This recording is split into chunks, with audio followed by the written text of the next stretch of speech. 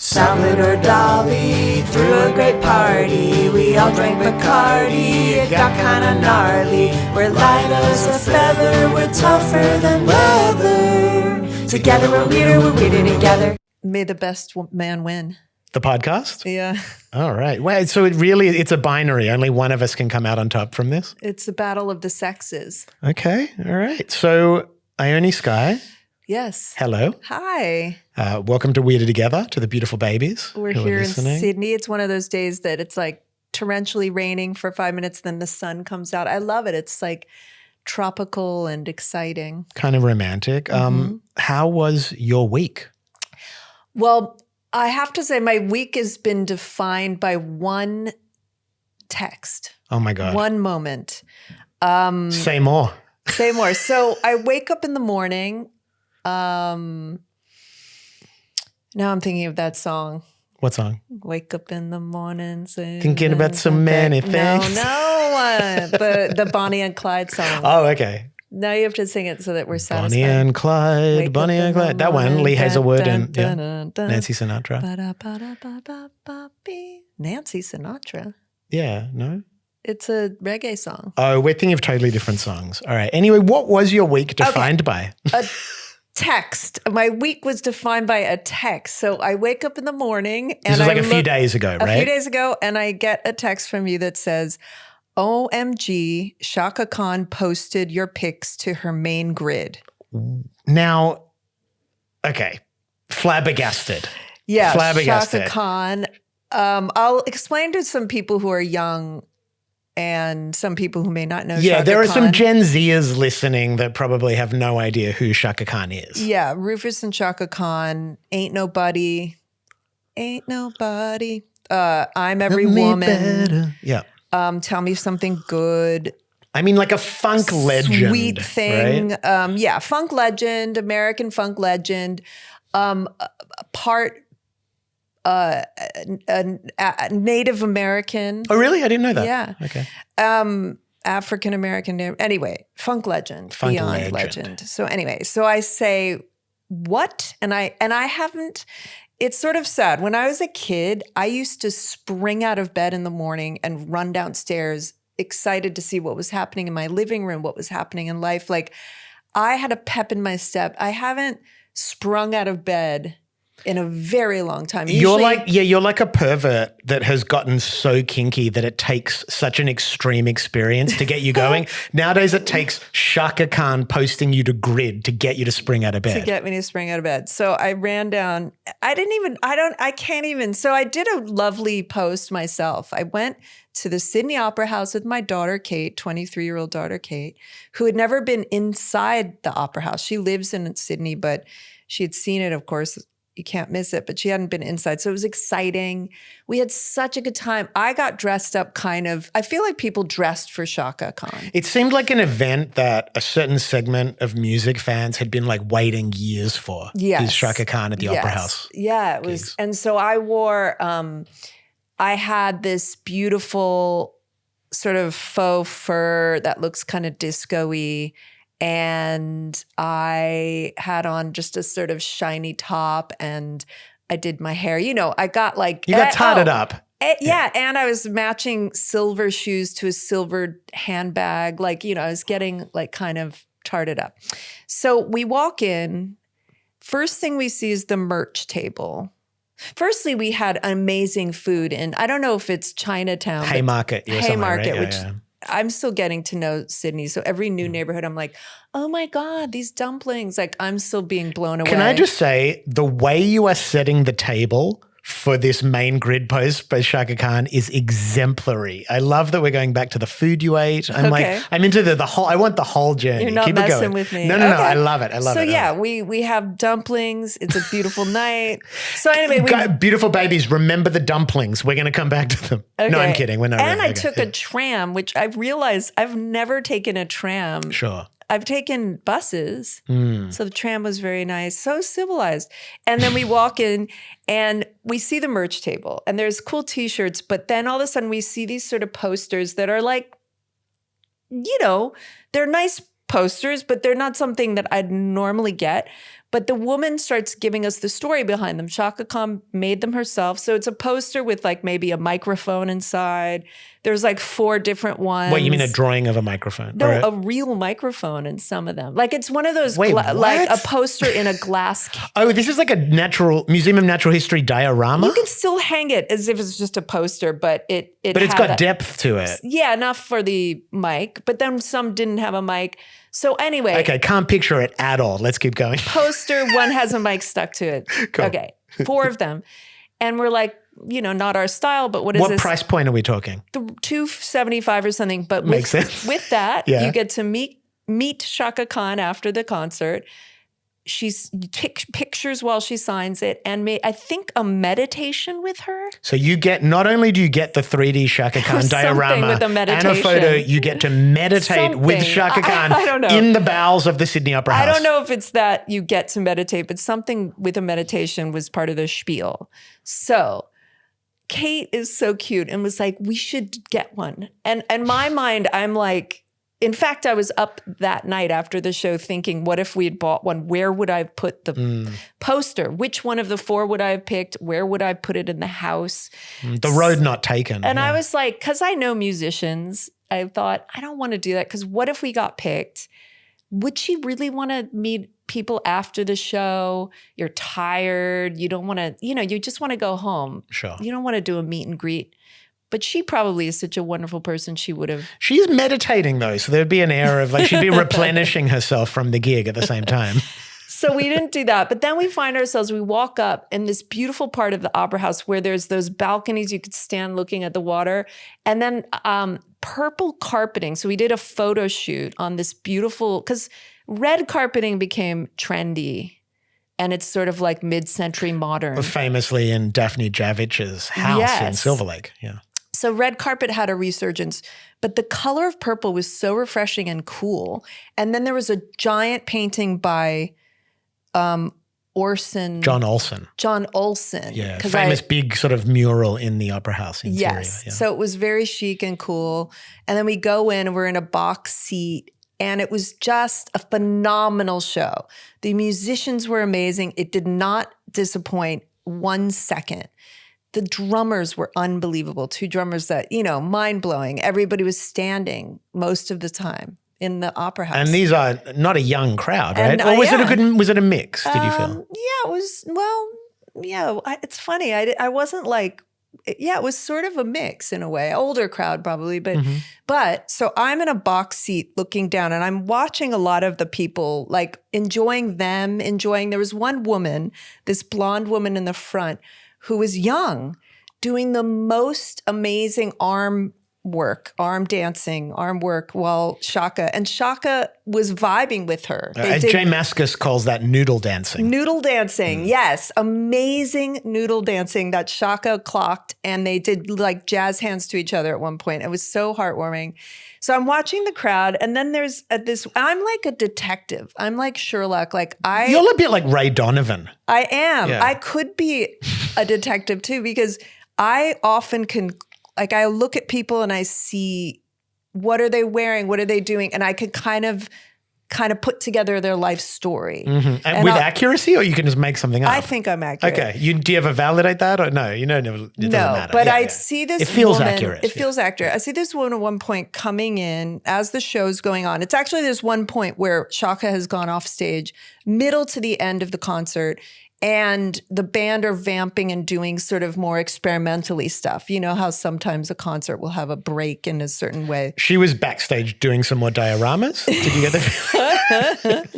So the band is going, singing, it's still going, the concert. And this woman walks in the main part down there, I can see, with the security guard. And I'm like looking at it, like I wonder what's happening there. And the security guard sort of talks to this man, but then leaves. And then the woman sits down. And then 5 minutes later, the guy behind the woman and this man gets up and just punches this guy in the face. Now, hold on a second. In your detective work leading up to this, did you sense there was a potential problem on the horizon? No, I thought maybe whatever was happening, I assume like I don't know, that the woman, there was a mistake with the seats, or I don't know why she got the security. But then. Wait, so full punch up in the front rows of the Sydney Opera House at Chaka Kahn, where the medium age is well over 60 in the audience. I mean, I don't know, maybe 40 to 60. Okay. And so the band, they have these 3 backup singers and they're vamping and playing. And then one just says, all is love, like love, like remember there's love. But they didn't stop playing. They're just still playing. Not rattled. Well, they're a little like, the band are like, what do we do? And they just kept going. And then, then more security come in, and then I think they took both the guys out. But the show went on, and then Chaka came out. And it was just brilliant. And I'm Every Woman, which is not my favorite Chaka Khan song because it's sort of I'm every woman. It's a little overexposed, and a little like not as like deeply funky. Mm-hmm. But when she's singing I'm Every Woman and shuffling around, I was just like, oh my God, we are all every woman. So anyway, I think the fight was either some guy was just saying things that was ruining the vibe, or like maybe drunk probably, or he was in someone's seat and then just was being obnoxious. And finally the guy behind wasn't even related to the people but he just couldn't take it anymore. He just thumped him. So now in the scheme of things, okay, so then you come home, you do this nice post about Chaka Khan, how it's one of the greatest gigs you've ever been to. Yeah. Next morning, she reposts it. Main grid, there you are. I want to know comparatively to other successes where this ranks. Okay. Also, the main grid wasn't even her face. She posted a picture of me. That's what I'm saying. Little old me. Little old you on the Chaka Khan grid. Okay, crazy. So let's hear this. So now, was this more or less meaningful to you than being a New York Times bestselling author? Well, a close second. Close second. Okay. What about the birth of your first child? Third. Okay. Second child. Third. Okay, but it was big. It was big. Huge. All day you were kind of rattled by it, right? I couldn't absorb how good I couldn't absorb it.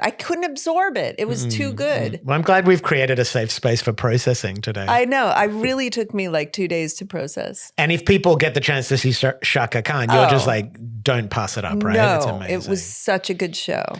Well, while we're on the subject of divas, because I feel like what we're talking about is like, she's a supreme diva in all the good ways, yes. right? It's like, just like draws your attention, speaks for everybody, glamorous.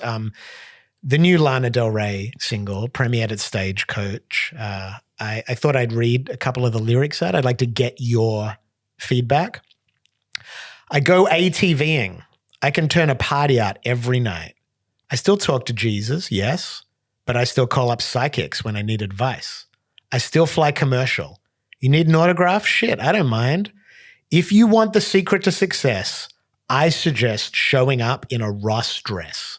And then our chorus is, I've got 57.5 million listeners on Spotify. And so we go on from there. And then the third verse, which caused a little bit of a stir. I kissed Morgan Wallen. I guess kissing me kind of went to his head. If you want my secret to success, I suggest don't go ATVing with him when you're out west. Now, Lana Del Rey, along with clearly being the greatest lyricist of our generation, it's undeniable, and also the woman who most embodies the inner life of women who get derailed through their daydreams, gives the first pop cultural nod to Ross Dress for Less. I mean, it. Fill people in. We got half an audience to this podcast that's Australian who do not know what Ross Dress for Less is. I know. Like most people would go to Marshall's, if you know. Right. Marshall's is sort of like Ross Dress for Less, but Ross is even more.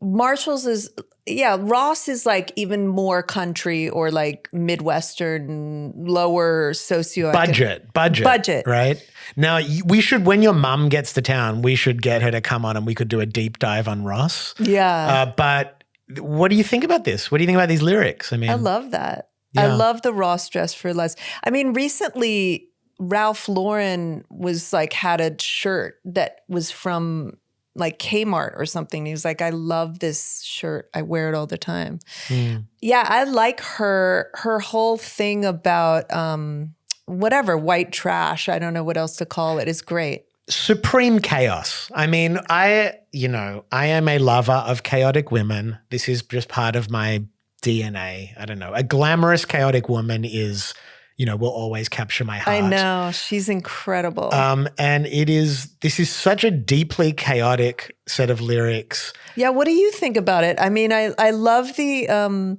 think it's brilliant. ATV, I think it's brilliant. And look, I mean, just referencing her listeners on Spotify, it's so funny because I read an interview with Lana Del Rey once where she talked about how the biggest chunk of her time songwriting is sitting in coffee shops, listening to young women in their 20s. Oh, yeah. And picking up little verbal cues and turns of phrases and putting them in songs.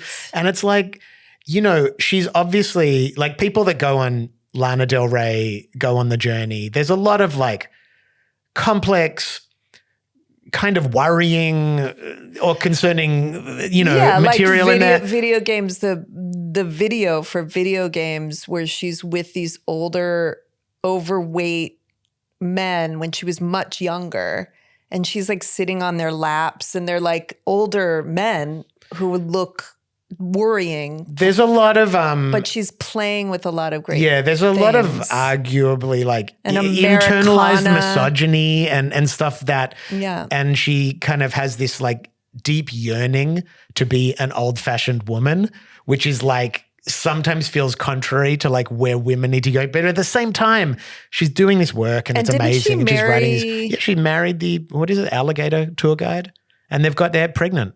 They were just announced. God. Yeah, little baby on the way, I think.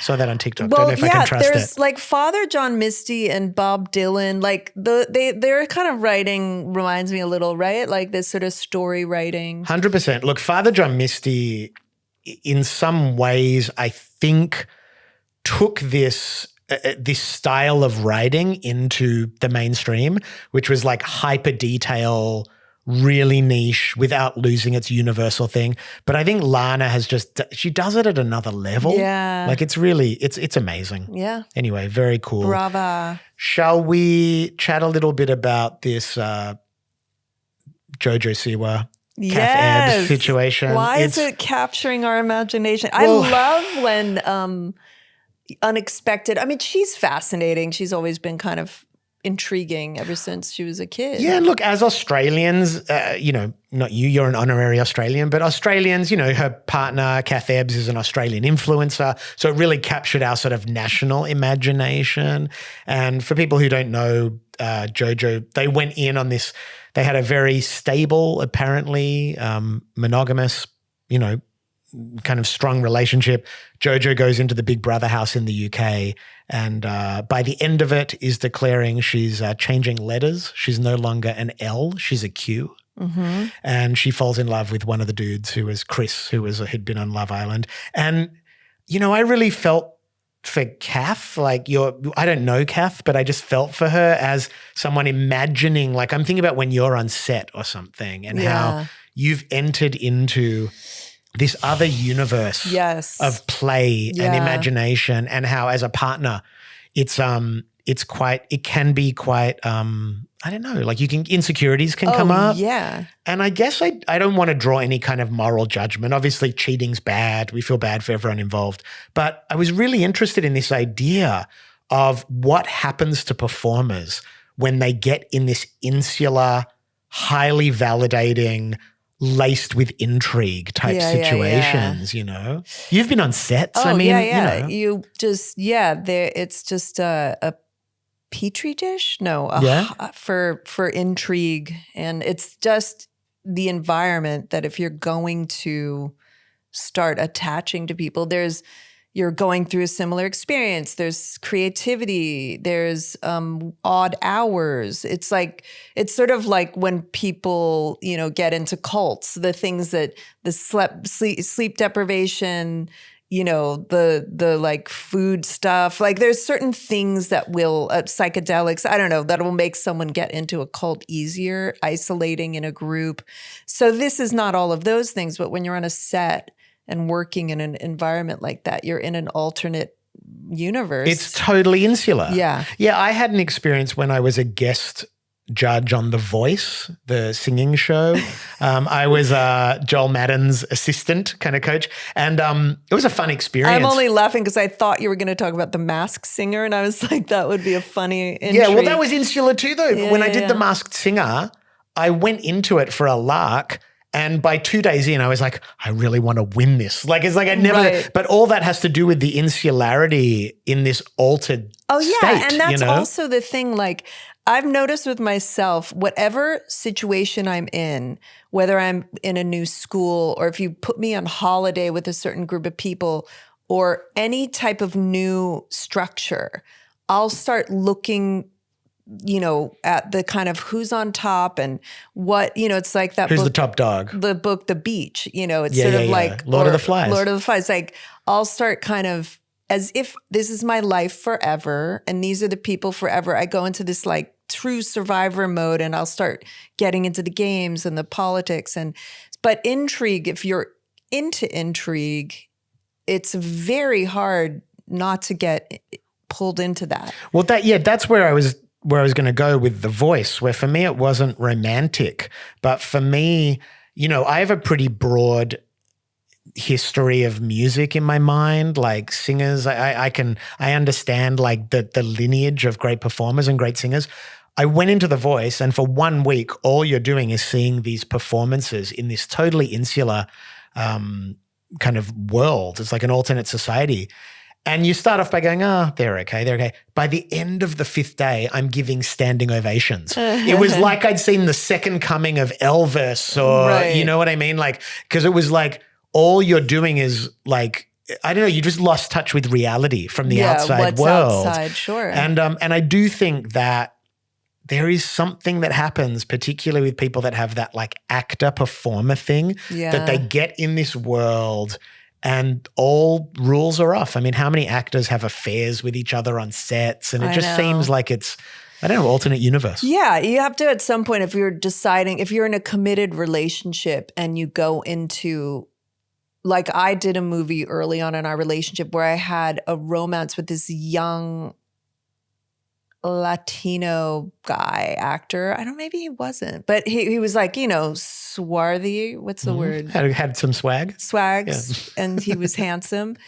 And I just went in like, remember, you get kind of like hypnotized by the experience. Me had to talk to myself like, don't get confused. Yeah. And I was able to, but when I was younger, I couldn't get the reins sometimes. I remember when I was with Claire and we got together after Romeo and Juliet, but I was asking her about shooting Romeo and Juliet, and I was like, did you, develop a crush on each other? And she's like, develop a crush on each other? We were doing Romeo and Juliet. Like, yeah, and then as a young person, particularly when you're playing out these very, romantic and dramatic scenes, it's like, that's the thing. JoJo Siwa is like a young person, whatever. We're not comparing Big Brother to Romeo and Juliet, but still, it is like, it's a heightened world. Yeah, the way I did it the best, I think, was for Say Anything. Mm-hmm. I'm glad you could remember the name of that. Well, because I've got a book called Say Everything. Yes. So now I always have to remember which one's which. But I did this romantic comedy when I was young, and we didn't sleep together, but we had this great crush on one another that we were aware of. It was like, sure, there was maybe this sort of thought, maybe we're going to be in love or not, but it was the perfect amount of like intrigue and admiration. But it felt like very good for the roles. Like that was the main kind of thing. It wasn't personal. And we never did sleep together or anything. So it was like, that was great. Well, you're talking about building creative tension, which is why I think this podcast is successful, because we've never consummated our love. Like, I do think that's a big part of how we've really made this the success that it is. We had dinner 2 nights ago with Jerry Beckley and his wonderful wife, Sally. He's Jerry Beckley from America, Horse with No Name, Ventura Highway. Legend of music who lives in Sydney. Yeah. Legend. We should have him on the pod sometime. He's legend. Yeah. Oh, his stories are so good. Yeah. So, but I felt fun. Like the next morning, I almost was like, did we have a menage a trois last night? Like I felt it would, and it was just because the conversation was so good that it felt like not romantic. It just felt like exciting. So creativity and good conversation can feel like that. Spoken like somebody over 40 though. You know what I mean? Like I genuinely think that takes so long to learn. Well, the feeling, it felt really like it had a fun like excitement to it. Yeah, absolutely. But yeah, JoJo, if I had seen, back to her quickly, the shot, there's a shot of her on the bed with this guy, Chris, and his head is like pushed up against her vagina, but they're clothed and she's massaging him. So she's on the bed, her back against the headboard, he's lying down and his head is in between her legs. If you saw me doing that on a project with someone. Yes. Yeah, not good. No. Anyway, my prediction is that Kath Ebbs is going to come out of this strength to strength. She's going to become one of the major media figures in Australia. That's my prediction. Very elegant post, but then she had to take it down even though she named. But then it went back up. I don't know. Who knows what's going on. And who's Chris? Who's Chris? Remember he was on Love Island? Oh, okay. I don't know. You remember his face. He was on one of those Love Island UK. Okay. We had a really nice trip up I played Dashville Festival, which is in Lower Belford, sort of outside Newcastle. Mm-hmm. And we had a really nice weekend. We went and saw our friends Em Mulholland and Gareth from Em on Holiday. And Errol. And Errol, the baby, in Redhead Beach. And then you got to experience what we were affectionately calling like a bush doof without the doof. Because it was like a rock festival, but in the bush. What's a doof again? Like that's more like a rave, a bush rave. But it was like a rock festival, but it was in the bush, right? And very me, I end up sitting, I don't smoke that often, but I bummed a rollie from Dash, who started the festival, this older charismatic guy, but I just narrowly missed maybe like an annoying conversation or something that I hear, but I don't know. I don't want to put him down. Not annoying. That's but the look, wrong there's word. Look. If you get to be, I'm going to be this kind of guy, so that's why I'm protective. Maybe. Yes. Look, I think when you get to be a man in your 60s and 70s, and you've passed the hard yards of being in the music industry, you've got a yarn to spin. Yeah, you got a tale to tell. I mean, I go right to the characters. So we're sitting by the fire. They had what's it called? A bonfire. Yeah, that was the biggest bonfire we've ever seen. It was thankfully it had rained so much. I was like, this will be fine, because it wasn't raining, but it was wet enough where I wasn't worried we were going to all go up in flames. Now, you know what I would love to see in terms of old fellas having a yarn? I want to see Dash from Dashville with JP from French Riviera Ice Cream in Double Bay. Oh. I think you get these two guys together. That's a podcast. Also, come on. Also, a dating show. Oh, like they would be great as like bachelor type guys. Yeah, the Golden Bachelors. Oh my God. Well, I'll take French Riviera. You take French Riviera. So you're not moving out to the bush to put on rock festivals. Well, also just this guy. They're both charismatic, but the French Riviera guy, who surprise, surprise, is from the French Riviera. He's an older gentleman who's very elegant and a man of few words. I love that he sits in that ice cream shop just doing nothing, just waiting for a customer to come in. And then they come in graceful. And he's so graceful, and I think a lot of women flirt with him. Plays no favoritism over his flavors. No, because like you cannot get him to recommend a flavor. Let's do a role play. Like I say, how's the chocolate orange? Yeah, that's good. How's the plain yogurt flavor? Yeah, it's good. You want the yogurt flavor? And how's the raspberry? Yeah, it's good. Raspberry's good. It was the same, like same note, his notes. And so you couldn't get that like, no, this one. Yeah, I got this one. But I finally, last night we went there and he gave like a sort of his favorite. Well, 5 flavors for the price of 4. It was a rainy night. I think he was doing us a solid. We did watch a great documentary during the week about the Japanese cult Aum Shinrikyo, who were the cult that was responsible for the Tokyo subway gas attack in the 90s. And how'd you find that? It was so cool because it was refreshing to see a documentary that was not like these sensational ones. Like there's so many, like even the Gabby, whatever, the girl that got Petito, killed by her boyfriend. They all have a sort of tone and stuff like that. And this was like very, I don't know, it was really well made. I found it was really fascinating, and it was interesting how the what's it called, the press or the news kind of picked up on this cult's, the interesting, funny parts of the cult, and it sort of wasn't good because it gave them popularity because they were just sort of eccentric. And well, that's what people have said about Trump, that the joking and memeing and normalizing his behavior as comedic, in some ways it stops you kind of sensing the real gravity of the situation. Yeah. No, it was really gnarly, and I don't know. I mean, anyway, it was I don't know. It's a great doco. Yeah. I found it interesting too because so much of my experience of cults have to do with like a fetishization of kind of Asian and Indian culture and stuff from the Western perspective. Like the way we look at Indian gurus or Qigong or Peruvian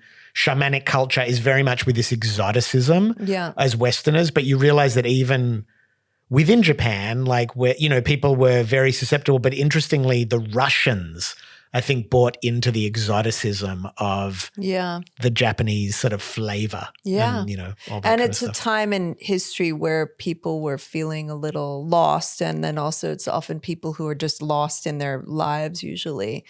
But yeah, it's interesting. That's why the cult, the one had no appeal to me, the one in Albany. Oh, Nexium. Yeah, it was just like, I don't want to be in a conference room.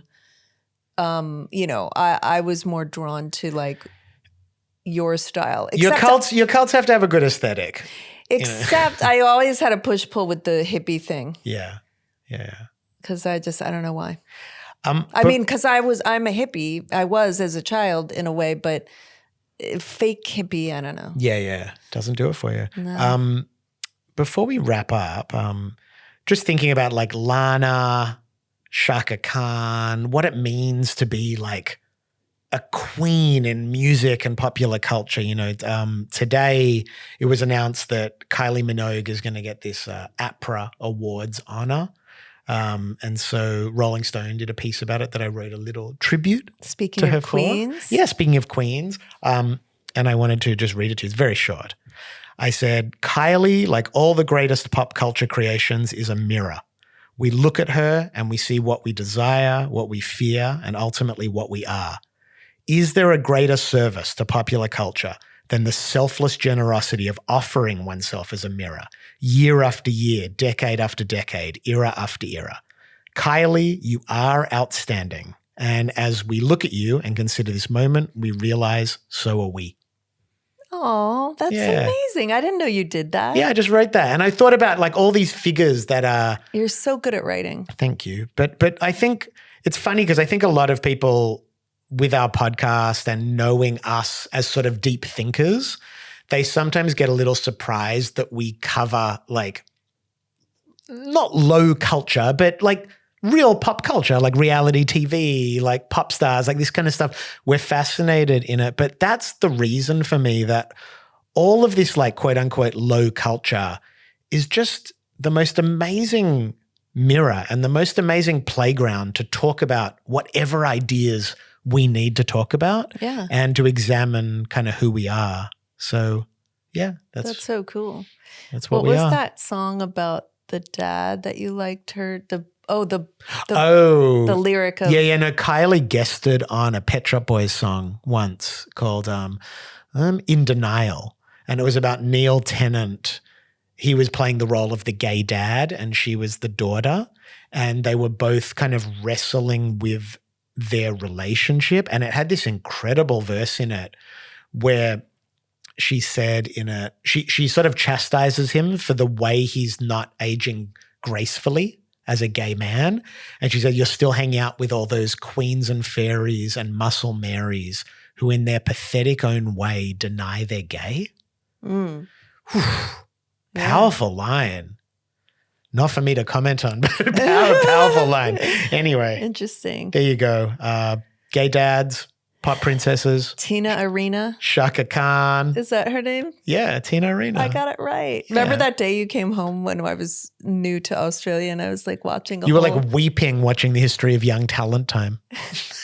I don't know if I was weeping, but I was loving it. All right. Beautiful babies. Thank you for tuning in once again. Oh, yeah, I was a little bit because she represented I don't know, like Italian, I mean, Sydney, Italians or something. You got to land the plane. We're at the end of the podcast. All right. Come on, end us with a big thought about Tina Arena. Anyway. All right. Tune in next time for deep thoughts about Tina Arena and other very important subjects. We love you, beautiful babies. We love you, beautiful babies. Together we're weirder together.